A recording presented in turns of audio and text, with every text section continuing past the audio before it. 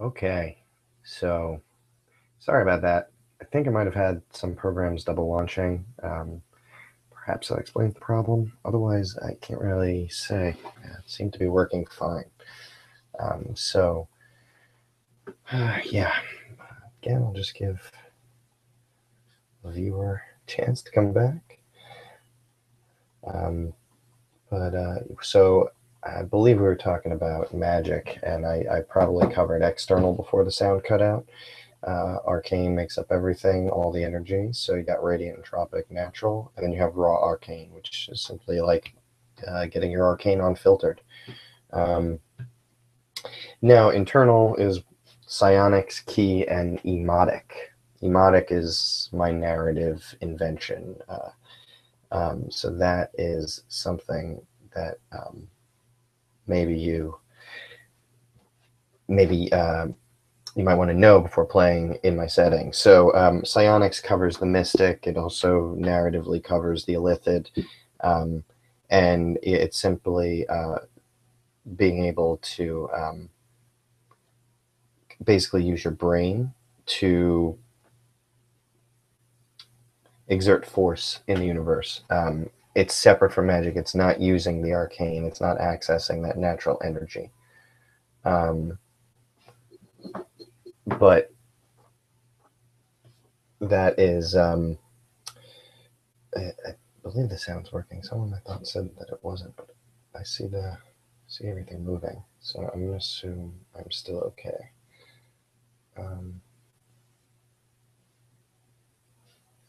I think we're still good. I think that was from before. Sorry. So key is your monk. That's your internal energy.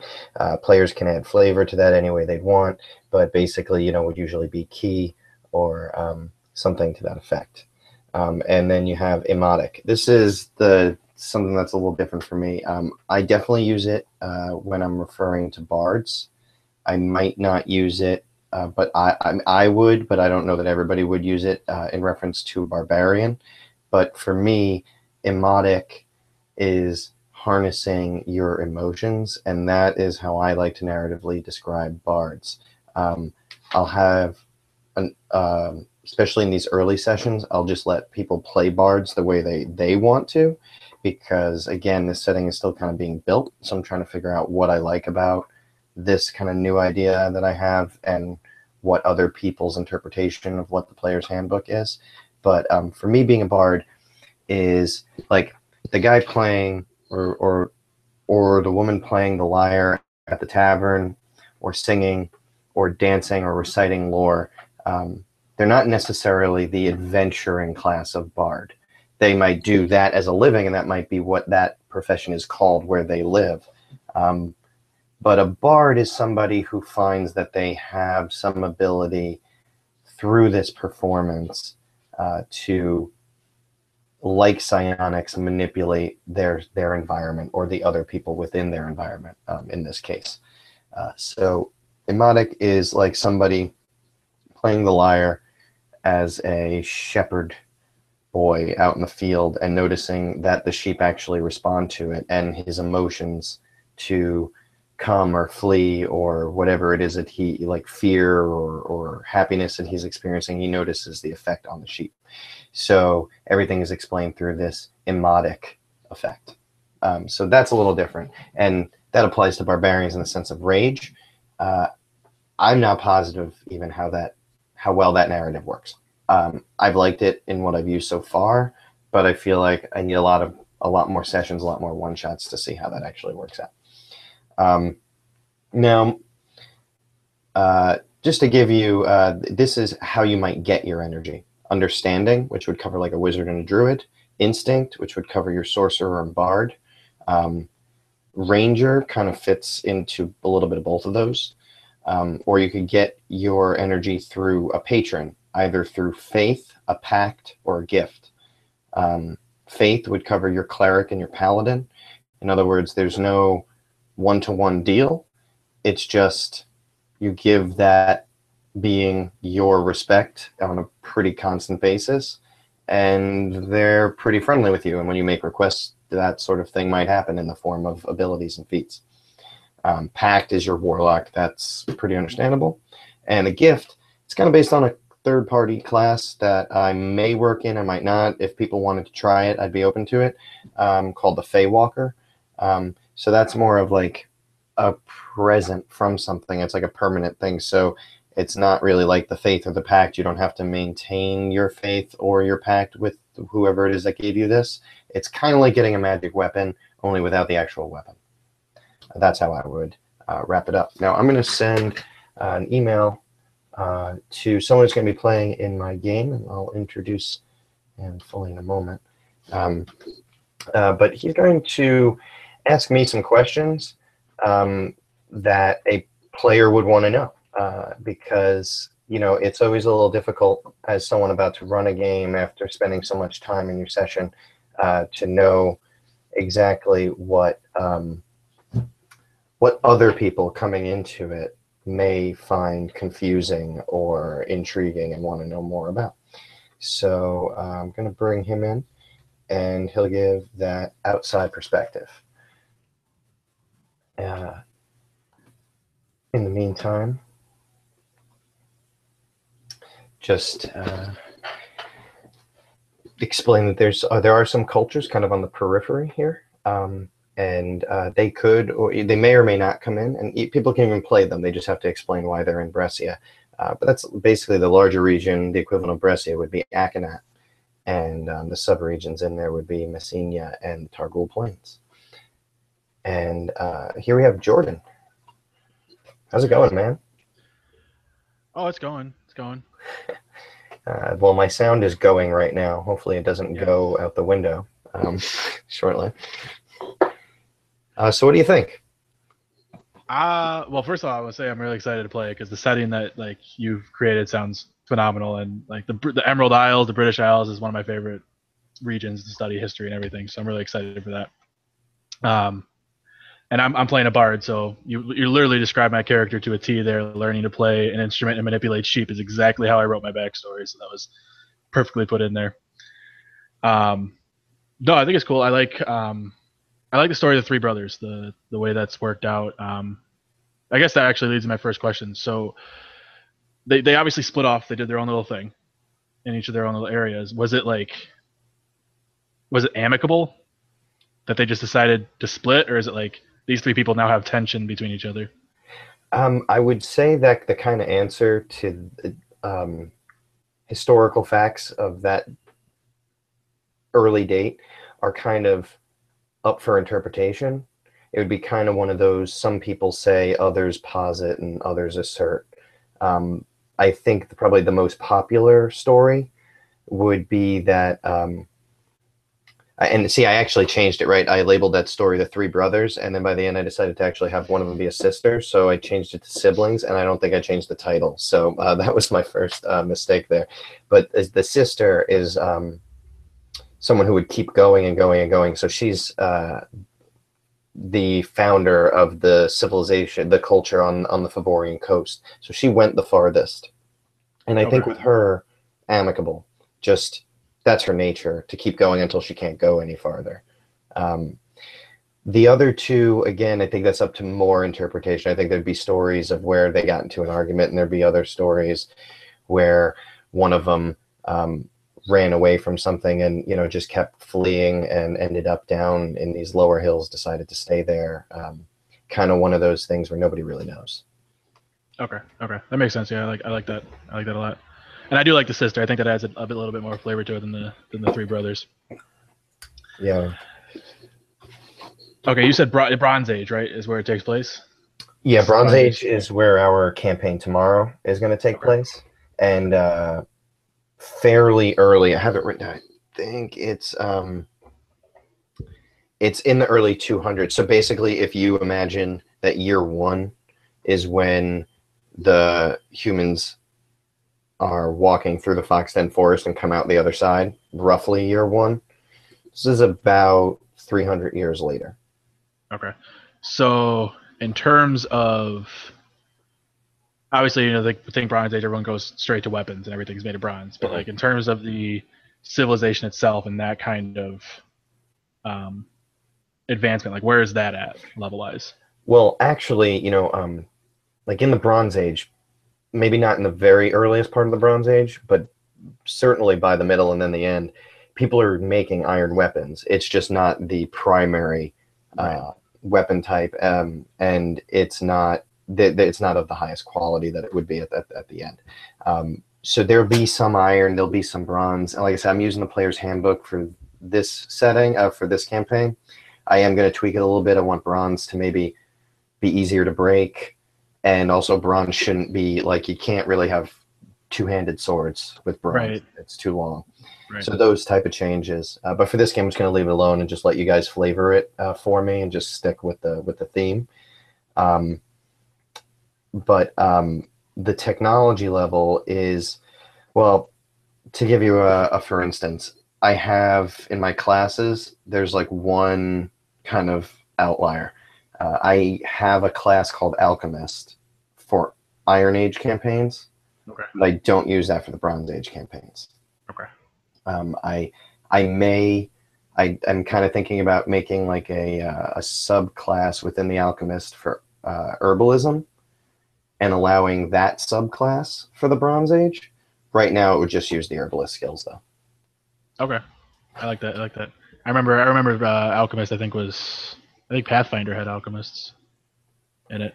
Yeah, I like. I mean, alchemy is tough, right? Because if you're taking like the term that's written down and what people said they could do with alchemy, that's not even necessarily where D&D goes with it, right? Like, Exactly. they're not so much worried about converting sand into gold. That's not something you really do often. No, Um, I think it's more ours like, just threw bombs. That was mostly what he did. right. It's more chemistry. Yeah. Yeah. Okay. So yeah, that tech level is the Iron Age, but not in the Bronze Age. So really, throughout the Bronze Age, you probably start with like the biggest thing around structure wise would be like a really large rath, one of these round houses, Okay. um, built for an entire, like the clan house, where the clan chieftain hosted people and had guests and dignitaries Okay. from other places. By the end of the Bronze Age, you'd probably get into like your first full stone building, but it wouldn't be super impressive. It wouldn't be anything that we call a castle Right. until a few hundred years later. Okay. Okay. So, in other words, you guys are super early. Super early. Okay. So I'm picturing like I don't know if it's different for like everybody. Are they all split up? All three of these, the Bresian like clans, are they split up into that like clan family structure? Yeah, it's basically, yeah. So there's the three. There's Malaysian, Favoria, and Laurel. They're all from the siblings. So those are referred to as tribes. And then from there, you get clans, which is like a territorial term. It's like everybody that serves this one person that concentrates the power and controls this much pastoral land Right. and will defend it with force. That would be a clan. And then from there, you'd go to like kin. And then you'd be talking people with the same family name. Okay. I like that. So I'm picturing like an Iroquois kind of setup where there's like the longhouse and that's where everything takes place, and then you go home and sleep somewhere else at night. Yeah, basically. I mean, yeah, most of the time. Like on festivals, you'd Okay. probably stay there. It'd be like an all-night affair sort of thing. Right. Uh, Bonfires at night are usually part of like Gaelic the sort of festivals, so that sort of scenery, and the people would kind of just like crash out and lay about. Well, maybe during Beltane, maybe not Samhain where it's cold, but during the summer months, they just crash out on the grass and go to sleep and go home the next day. Okay. Now let me get this because I think this is one of the coolest things that you did with this is you have your typical fantasy races. You have elves, dwarves, humans, and then gnomes. I'd say are pretty standard too. But you've like split them. So like the elves don't necessarily want to interact with humans all that much, depending on where you get in the forest. And then dwarves are just no human contact whatsoever, from what I understand. As of this point in the Bronze Age, there is no contact with dwarves. Um, there's very little. Well, actually, at this stage in the Bronze Age, there's still no contact with the High Elves either. Okay, Um, that was my next question: is where the high elves? yeah, well, they at some point in the history, it probably not too much after even where we are now. The Favorians start to trade a little bit further out, and the High Elves are on a large rocky mountain, large rocky island off the Okay. southeast of where most of Bresia is. Okay. But no one's really found them yet, so you wouldn't really hear them coming in. So I take it that means it's mostly like it's not a very seafaring people. They're mostly just like fishermen in the shallows, and that's about it. At this point, yeah, because it's only 300, like the equivalent of like Right. 300 years into the Bronze Age, about halfway through. They're probably developing some of the metal riggings for ships that would make things that could go farther out, but I don't know that anybody would have tested it. At this point, it would probably take a PC to go do that for me to have it Like put it in, in there. in this year. Yeah. Now with so you said okay, so the Fae, the upper Fae, are kind of like the tangible pantheon in Bresia, like what you're going to interact with the most. Yeah, especially early on. So the gods don't really even like interact with humanity like you would think in a normal D&D setting. Not really. The way I describe this is, so there's always the Shadowfell and the Feywilds and things like that. Right. They're the outer planes, but in this setting, those are not really. They didn't exist naturally per se. Without going to the deep history that characters wouldn't know anyway, the three what they would consider as the highest, most powerful, tangible gods that could smite you and smote you and destroy you and all those other good things, they were exiled by something beyond them, the thing that they are aspects of, like the universe, so to speak. So they were exiled to their own realms that were created for them. And the way I describe the realms are like a Chinese finger puppet. The stronger you are, the stronger the barrier is for you, which is the explanation in my world for why like sprites and dryads and things like that can pass through whenever they want. But Kanari, the main goddess of the wilderness and outdoors and nature, it's like a solid wall for her. She can't come through. Okay. And everything else is in between. So like temples, shrines, anything you find like that are going to be built to these like upper Fae, not to the. In all Like likelihood, like the Fae and the Tuatha Danann would definitely speak to their mortal followers about the path of Kanari, or if you were in a different region, it would be the path of one of these other gods. But the people would have less of a solid idea of them, whereas they could actually point to a physical thing and say that is the god Bress, and so that would have a more physical feel to them. Okay. Okay, makes sense. Now, obviously, super bummed I missed the last one, the last campaign. Stupid. Yeah, that was crazy. That one took place like in comparison to that one. When did that one take place? In comparison to the one we're playing tomorrow. That's actually my favorite part of this. I don't have anyone from that game playing, but obviously I was there, so it's fun for me. This one is only like 80 years after that.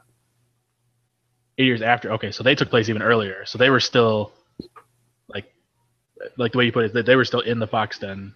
Like no, they were out because this one's taking place in like 290. That was in like 210, and they got out. Like that kind of started the counter when they got out. But that was still early, and this is early, but that was actually a defining moment in the world. So this would be considered like on this side of that moment. Okay. Now, what are those kind of moments are what dictate the change of an age? Because I know you said like there's the Age of Kings, and then there's like before the Age of Kings. What splits them? The ages have so far been defined by things a little bit bigger than that. Oh wow. Like there was the time where the gods were there ruling over this primordial mortal race. That was the time of the gods. Okay. The gods were exiled. That's the time of exile. That's the age of exile. So it's like these big things that basically usually relative to the gods. The age of Aurealis, that was when a second moon entered into the picture, and it's actually what geographically sank the Western Islands. So now there's two moons. Not the Western Islands, sorry, the Western lands that the humans were talking about in that short story. So that like astrological event is what caused that. and that's considered like a celestial major divine sort of thing that happened. And now that's actually what kind of makes this age stand out. It's the only one not named after something of a celestial or divine nature. And the point is that now the biggest force on the planet, or the world actually is probably a better way of saying it, is kings, power, humans, mortals doing their thing. Okay. Nice. So if we have so we have our standard fantasy like friends, I guess, between elves and dwarves. What about like enemies? Is there anybody else like enemy wise that we would encounter? Orcs? Would we encounter goblins? Would we encounter those like standard things we expect? Those things are all possible. I mean, Bresia, like, so orcs fled the Western lands as well. Okay. But they didn't necessarily like chase after the humans, or they're exactly in their footsteps. They took more to the mountain ranges to get away. So they're primarily they've made their way to various different places. But you could definitely run in to a village of orcs. They would be even simple. Like they would still be in essentially the Stone Age compared to the other mortal races. Okay. So you could find like a tribal group of them. And same with the trolls and things like that. They're the ones that are here on the continent are wandering monsters, so to speak. They'd be things that found a glen and hunt the deer that walk through it and keep mortals out. You know what I mean? But yes, Celtic mythology has to have like Ettins and trolls and things like that, like hiding in narrow glens or underneath bridges later on. Like that has to be there. I love me a good Ettin. It's one of my favorite D&D monsters. They're awesome. It's a terrifying concept when you think of it, because like a troll or something that big is like a giant is scary enough, and you give it 2 heads and 2 weapons and 2 separate personalities, and it's just terrifying. And you can watch it react to you stabbing it twice. Right. It's great. I mean, I've had players that try to attempt to, because it has 2 heads, it has 2 personalities, attempt to like confuse it. So like get it to like, I guess, interfight, and use like some kind of like command or something to get it to interfight within itself, so that you can just kind of run away because it's not worth trying to kill it. It wasn't in the movie, but I feel like that's something that could be in like the movie Labyrinth. Yes, that would be a good place for it. I need to watch that now. I've watched that movie in years. Yeah, I know. It's always a good watch. Now you said middle. They started to have a little bit of iron in the middle. Is that kind of where we are? Like iron would be a rarity, not very well made, but it's there. Right. Exactly. Okay. So you like if someone had it, it would be like obscure if someone had it. Yeah. Exactly.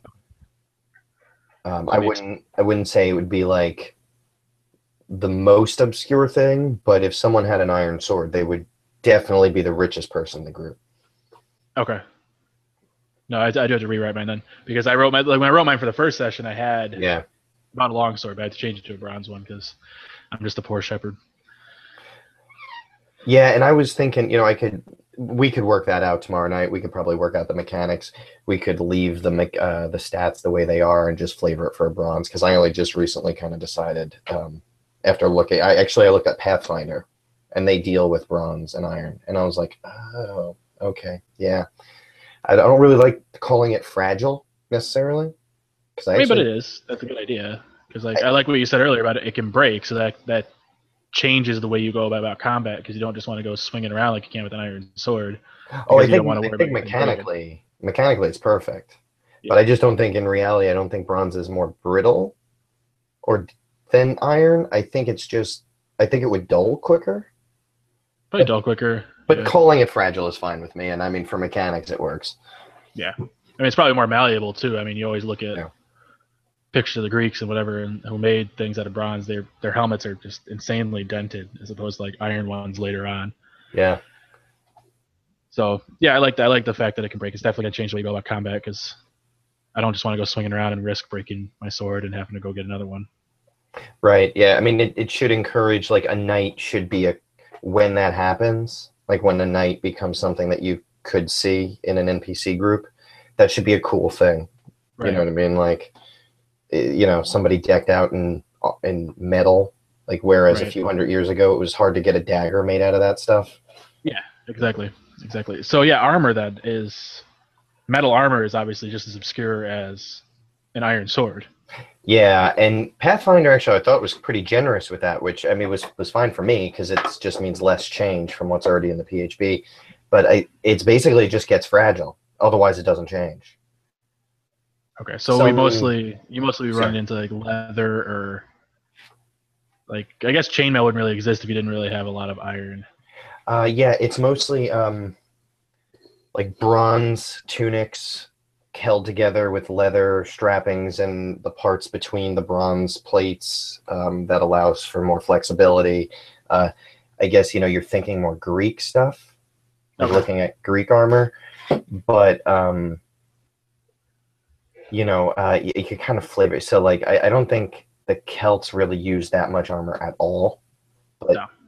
it's not like I'm going to run a barbarian campaign every time. So Right. it got to kind of allow, but I guess, you just try to, I guess you got to come up with something original, really, right? Because it's got to be based on the Greeks, but be a little bit Celtic. Yeah. No, no, I understand. Yeah, I like that. I mean, being a shepherd, I probably just kill a sheep and use it, but Right. Right, exactly. here's what You I would, have around me. you would I did tan write your it. house. I did write it a backstory. I think I killed a wolf, and I have that. Like I wear it like I remember that. the uh, the wolf had like a helmet, and the rest of it just kind of flows behind me. Yeah, I remember you saying that. Which actually reminds me, since we're here chatting, you can pick a uncommon magic weapon because you guys are starting at level 5, and Ooh. you usually get to take something like that at that level. Oh, it's gonna take me a couple hours left up tonight then. Uh, put some work in. Yes, I have to. I mean, it took me forever to even like. I was searching up because when I think about bard, I think of medieval instruments. I don't know why, because I mean, there's probably older stuff, but it I took me mean, for hours. anything medieval would probably stem from something fairly similar before that. Right. I mean, like I chose bagpipes. That's my main instrument as a bard is bagpipes, Yeah, that and flavor's there. and then I don't remember what I picked. I think I picked the lute, and I don't remember the other one, but that's a good one. So just having you called it nomadic, right? Like the narrative bard style magic. Um, Emotic, like Emotic. yeah, like Emotic. based off of emotion. Okay. So it's still based though off of it's just purely emotion. So there's no kind of skill involved. Like if it just something happens from your emotion, that's how you develop it. I mean, so it's basically a combination of two things. Like it's still it's the internal one that actually sits on the edge. I actually don't know it might actually be arcane. I'm really not 100% sure what I'm doing with that because the spells actually use components. That's something that bothers me a lot about cards because I don't like. I actually had this discussion with Marquise on AbTab. I think it was today or yesterday, where I was talking about how I didn't like how bards like to use a spell. They have to use a diamond, right? Like now, I understand the mechanic reason for that because you don't want people at level, whenever you first get it, just willy nilly resurrecting people, all over the place, like Right. like it doesn't matter. And cost is something you get on adventures. So it's a good way to say you got to go on a couple adventures before you can resurrect anybody. Makes sense. But I like to narratively tell the story about my bard as saying something like, so it's a combination, right, of the music. So the better he plays, the more skill he has with the instrument, the better he's able to manipulate sound. Right. And it's somehow the marrying between his emotions and the sound and the way he can put his emotions through the sort of focus, which is the instrument, or his voice or her body, if she's a dancer, if that's the flair you put on it, or the lore teller, the storyteller who doesn't use music per se at all, but may use like some sort of pentamic, rhythm that helps affect his magic. But at the end of the day, it's the emotion and the skill though. Like you can't be a crap lute player Right. and You're be not gonna able to cast nail anything. this. Yeah. So I like that. Yeah, I don't like. components have always bothered me in general. Like I know they make more sense for wizards and people that have to learn their spells out of a book or anything like that. But for sorcerers or bards or someone that has like what I think of as like an innate spellcasting ability, I don't think they should have to get those things. Like the bard uses, like you said, their instrument is their focus. That's where all their energy goes through to cast their spells. Right. And that's why like when I play a bard, I like putting songs to spells, not just saying I'm going to cast this. Like, I want to put Which some flavor. which by the way is awesome that you have a list of songs for your spells. Like that's great. That's the first time I've ever gone that far. I've never actually like taken like I've never gotten up to level 5 playing a bard. I don't think so. Like I had a lot of spells to choose from, but yeah, I took a class in college on Irish history, a semester class in college, and we spent 2 days listening to Irish rebel songs like from around like Nice. the rebellion stuff, like James Connolly and all that. Yeah. So like I went and listened to all those and like kind of thought of the theme and thought of like what would this spell be doing, and I'm like I just got to change some words around. And then I threw in obviously Game of Thrones Reigns of Castamere because I think Yeah. that's just the coolest song ever. That's got to go there. I mean, it's got to be in there. It is. I don't remember what spell I used it for, but But yeah, no, I no. So agree with you with the materials. Although I have to say, Marquise probably almost 100% sold me. The way he like, so I always forget this too. Like sometimes Magic users, right? They're supposed to be that forethought, right? Where you have to plan out what you might use in a period of time and prepare for it with your material. So I always look at material as being strictly a cost. You do quests to get gold to buy these things, so you can only cast this as many times as you do that work. That's right. how I always look at it. But I think he's right. There's more to it. There's supposed to be the prep. There's supposed to be the choosing of them and describing your character, reading them for a wizard. And for a bard, he gave some examples that were, might kind of irks me to say, but perfect. He's like, if you're a dancer, right, and you're a bard from dancing, and it calls for a certain amount of a 100 GP diamond. He said, just forget the diamond thing. Call it gold or something like that, and say that you have to grind it up into gold dust and cover your body with it when you do the dance. And it's only like you're using light and everything else to factor into your performance. And that's what makes the spell go the way it needs to go for this to work. Which I was like, damn. Yeah, that's true. Yeah, it does. That does make sense. My workaround was lazier. I was like, why don't I just give bards practice points and they can spend those on doing these things. And I think that works, but it's lazier. That's a good system.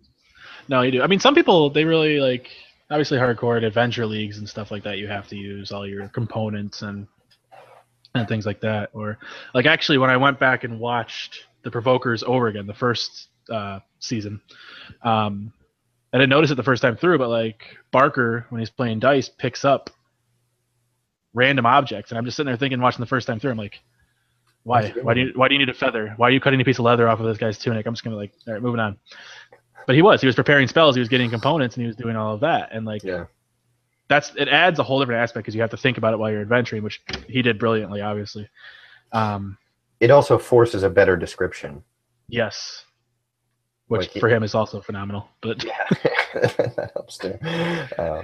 Yeah, no, it's true. I mean, when you add that, I mean, I think that's why it's there for mechanical constraint, but it's also there for that sort of thing. I mean, otherwise they could just say a amount of gold that you have to exchange. They don't do that. You know what I mean? So they make it clear to you that this is an item, not just a currency exchange in order to do this, not an ATM for spells. So yeah, no, I mean, it's funny, right? You play a little bit, you get frustrated by things, and then someone explains to you how you're actually supposed to use it, and then you play again, and you're like, oh, it's the coolest part of the game. Right, it makes a whole lot more sense now. Damn. Like I used to do away with from spellcasters because I wasn't like, this is really confusing. I don't like the spell slots and how many I can know, and do I have to pair them? Do I have to? So I was stuck with fighters. Like Dwarven Fighter is my go-to, and I love playing Dwarven Fighters. I love dwarves. I love everything about them.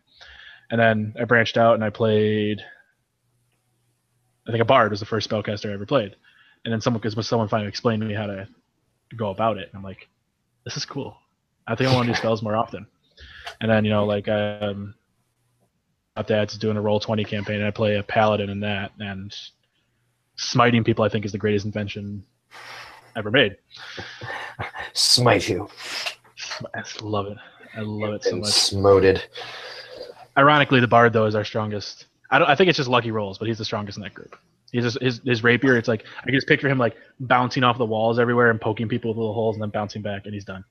Well, He's just that fast. The original lineup for the game we were supposed to have last week when you had the internet issue, you were going to be the toughest member of that party until I recruited, in your absence, I found and recruited a fighter. And I was like, oh, nice. Good. They're not going to get their butts kicked this whole time. Yeah, I'm sitting there thinking, like, he's going to think I cheated. This is like a really high AC and HP for a bard. I'm like, eh.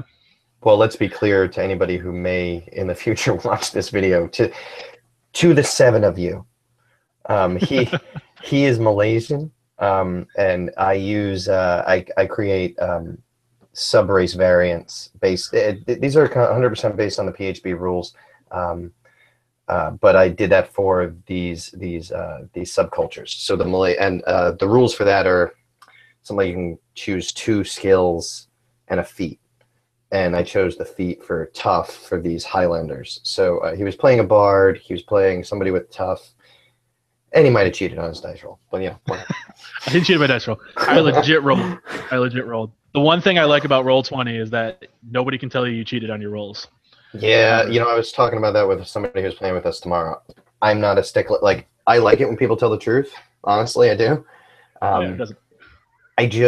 I feel like the time spent for the mechanical dice rollers, like especially if you're on Discord or something like that, and you have to use your /R, the block code, and you keep your little cheat sheet on the notepad and so on. Even if you're using that, it just takes so long. Just lie. I don't care. Like, the game still needs to move, and so that's what kills me. But in person, like, if we're at the table, if you don't pick up a dice from underneath the table and tell me it's a natural 20. That's garbage. Roll a dice. Oh, yeah. On the table. That's why we play. You have something to roll in, which I made a dice tower out of cardboard, which is pretty crappy, but it works.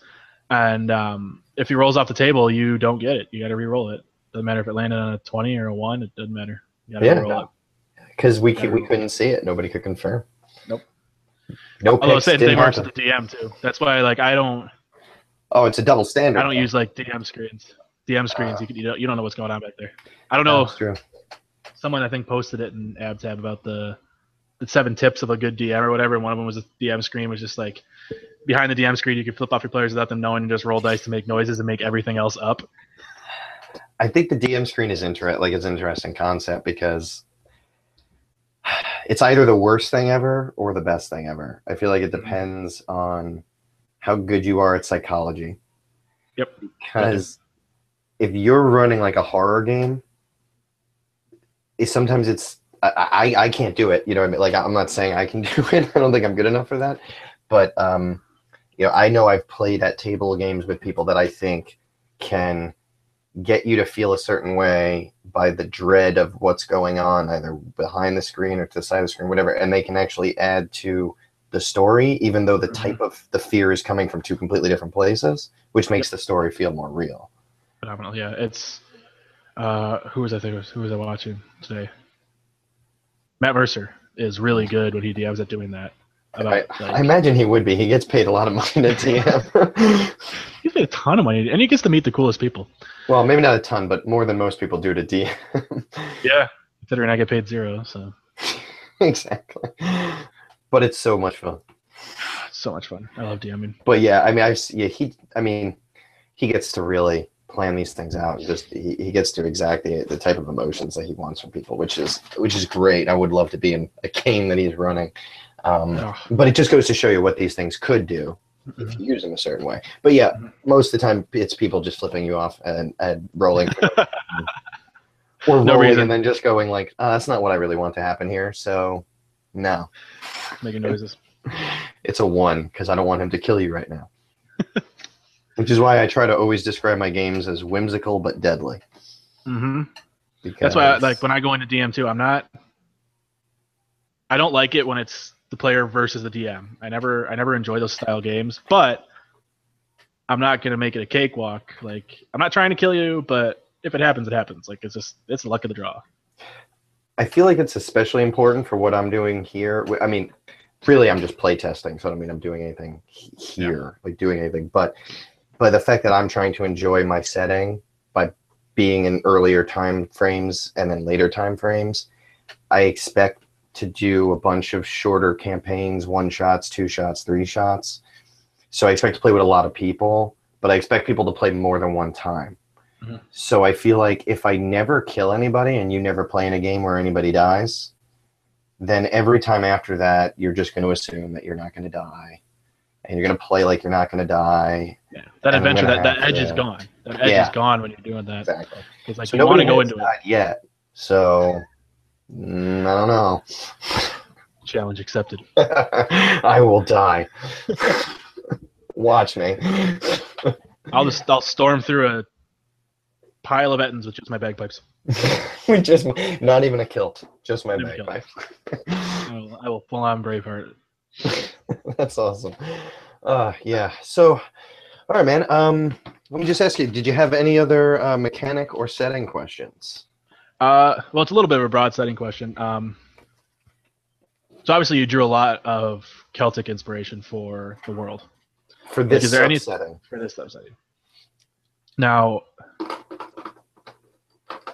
what is there anything specific about it that made you draw that? Because like there's something like inspiration for every DM when they're making homebrews. Like I love pulling a lot from both Lord of the Rings and Game of Thrones. Like those are my 2 favorite fantasy settings, and I pull a lot from those. But like I've never actually delved into the real world history to try and pull something out. Well, one of my grandparents is an English teacher, and the other one is a librarian. So I read a lot of books, and my grandfather was Irish and just always had a lot of those mythology books in the library downstairs. So I just used to read them a lot in general. And they just, you could forget about them for a long time and then come back, first of all, and they're really interesting. The Leber Gabala Aaron is just a really cool story that, like I always say this, if I had to describe it, it's one of those books that you could see them talking about on that show Ancient Aliens with the guy with the crazy hair. Yeah. It's always about aliens. There's stuff in it where you're just like, that doesn't necessarily sound like you're talking about a god, but I mean, that's pretty cool. Like, a sword that when you hold it up to someone's neck, they can't lie to you. A spear that, frequently is put through multiple people at the same time. Those are cool things to have in your mythology. Yeah. And then I just got into it, and I've been all over YouTube. There's this channel I should plug for this person. I don't know them personally, just addicted to her channel. It's called Scary Fairy Godmother, and she collects fairy tales, right, from all over the place now of people having encounters with fairies. But these are 9 times out of 10. The reason why it's called Scary Fairy Godmothers, because 9 times out of 10 they're not pleasant. Fairies are not necessarily. It's not Tinkerbell. Yeah, but they're also not necessarily evil. That's, I think, what is the coolest thing, and that makes me want to do stories about them. I hate alignment, and I hate using it, because I don't think people are generally good or bad. Right. And fae are the epitome of not being good or bad. They, to me, I think they're like creatures. If they were real and I was sitting here having to describe one for a textbook, I would say they're creatures that live in a completely different environment regarding time. And for humans, everything we contrive of is based on our perception of time and the fact that it's limited and linear. And if you didn't have that perception, how different would you be? That for me is the fae. So you could just get either super weird and twisted with it, which is fun, or you could easily hop into like an Arthurian save the damsel, and the fae is just kind of this like nonchalant NPC that lends to the vibe, but it's up to the DM and up to that particular knight's campaign. But the versatility is there, and they're just think they're cool. They are cool. They are neat.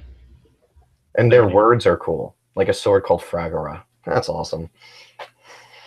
Yeah, I've never minuscule amount of Fey interaction when I played D&D, so I'm really excited for tomorrow. And underused. Good point. Very underused, obviously, because I've had minuscule interaction. Right, exactly. I mean, people are talking about that the dragons are the same way these days. They're just not getting used enough. Although, after recent media events, that may change. Although I'm not a spoiler, so I'm not saying anything. What could you be referencing? I don't know. But I think some people know what I'm talking. Like at least 5 or 6 people in the world know what I'm talking about. 5 or 6, yeah, something like that. I remember back when it was just 5 or 6, like season 1. Nobody knew what Game of Thrones was. Like almost as many people that are going to watch this video. I've seen that show. Hey, we've got 3 people watching right now, so yeah, I'm pretty sure one of them's you though. Don't lie to me. Yeah. Yeah, I had it pulled up so I could follow the chat. Yeah, no, I tried to, and then I was like, this is too much. That's why I know Raise the Glasses calling paladins dirty. They're not dirty. They're just fun. All right, so I guess we should probably close it up because we got to get sleep for a game tomorrow at 8:30. Yeah, I do. Which will also be here tomorrow night from 8:30 to roughly 12:30. If anything, I'll try to end by 12 to 12:30, something to that range, not later. And that'll be here too. And do you have a regular channel or anything you want to plug, or just the Facebook group? Yeah, well, Facebook group and channel that we both is Tabletop Dads. Fairly new, fairly small, but we're getting there. We do some live games every once in a while, so you just gotta keep your eye out. Cool. Yeah, another good group of people to just pull good players from. That's 26. Nice, that's it. The 26, I think, is our next one. We have some guys in the group because it's generic tabletop, so some of them have never played D&D before at all. Okay. So I'm running Lost Mine of Phandelver for a few of them. So we have session 2 of that, I think, in the 26th. The first video is on the channel Tabletop Dads. So if you want to go watch that. Oh, that's fun, and that's cool. I'll ask you, and then just to have it on this video, just to say you're running Lost Mines of Phandelver. I think that's awesome because I think running modules is cool. In general, I think it gives everybody a completely different take on the experience. Or have you checked out Jacob Norman's on Mini Terrain Domain at YouTube? He's just started a campaign. I think he has 5 or 6 people in his party that he's running for, and they did one session. So since you're DMing, you know exactly what happened, and I don't have to spoil it for anybody else. But Mini Terrain Domain on YouTube, broadcasting that, and I believe they plan to do the entire adventure. So the modules are good too because it gives you a chance to hone your DM skills. You learn things from playing those modules that you can then incorporate in your own homebrews. I think the most important thing is just they make you feel super confident. Yeah, you don't have to worry about anything being up in the air. Yeah, it's like with homebrews, we're gonna go this way, but you're supposed to go this way. But we're gonna go this way. Even if it's not there, the information, you're holding the book, you feel like it's probably here. Maybe I'm not finding it, but it's in there somewhere. Yeah. So that's cool. Yeah. All right, I'm gonna jam out and play this song on the way out because I know people that make music, so I have permission to play this, which is super cool. So I was going to play this song, and everybody, see you tomorrow night, 8:30 Eastern time, here on RPGeography. Have a good night, man. You too.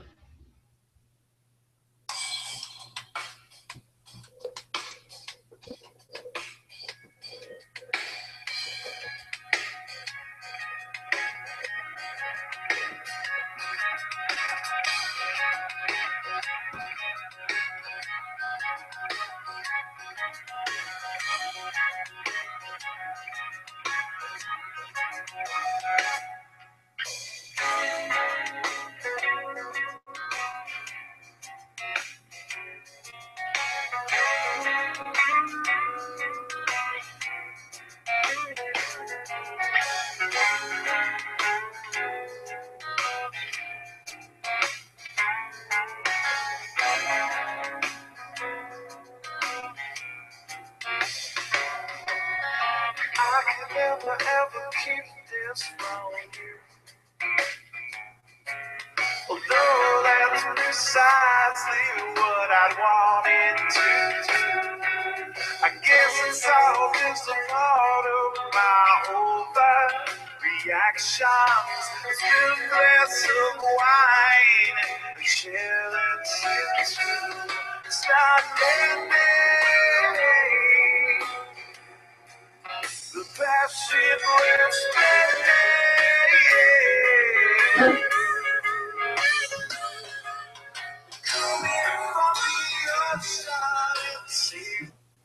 And that was Calm by Strange Effect. Good night, everybody.